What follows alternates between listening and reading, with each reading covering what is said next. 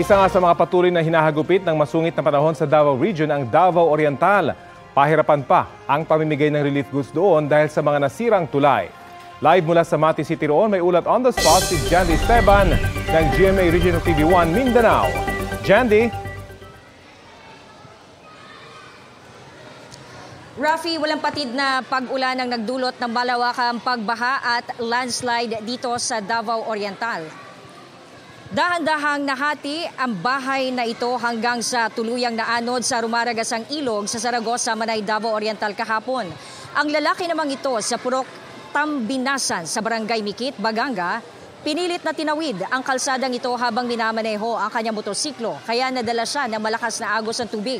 Mabuti at nakaligtas siya pero ang kanyang motor naanod. Sa Purok 12, Barangay Andap sa bayan ng Boston, wala nang nagawa ang mga residente kundi tingnan na lang at manghinayang sa tulay na inanod ng rumaragasang ilog. Karamihan sa mga apektado ay nasa evacuation centers. Sa Kapitolyo, may nananatiling mahigit 400 pamilya. Personal na binisita ni Davao Oriental Governor Nino Uy ang mga evacuees. Anya, walang problema sa pondo ang provincial government para sa mga apektadong residente sa probinsya. Makaraan na silang nagdeklara ng state of calamity noong nakaraang linggo dahil din sa epekto ng walang patid na pag-ulan na dala ng shear line. Pero sa ngayon, nahihirapan pa sila sa paghatid ng mga relief goods sa ilang lugar matapos ma-isolate dahil sa mga nasirang tulay.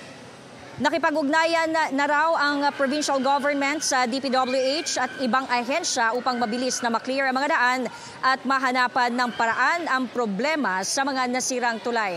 Sa ngayon, Rafi, dito sa Mati City, Davao Oriental at karamihan sa lugar sa probinsya ay tumila na ang ulan at nagpapakita na si Haring Araw. Kaya naman, yung ilan sa mga evacuees ay bumalik sa kanilang mga bahay upang mag-check ng kanilang mga bahay at maglinis dahil sa mga putik na iniwan ng baha. Rafi. Maraming salamat, Jandy Esteban ng GMA Regional TV 1 Mindanao. Kapuso, alamin ang maiinit na balita. Bisitahin at mag-subscribe sa GMA Integrated News sa YouTube. Sa mga kapuso abroad, samahan nyo kami sa GMA Pinoy TV at sa www.gmanews.tv.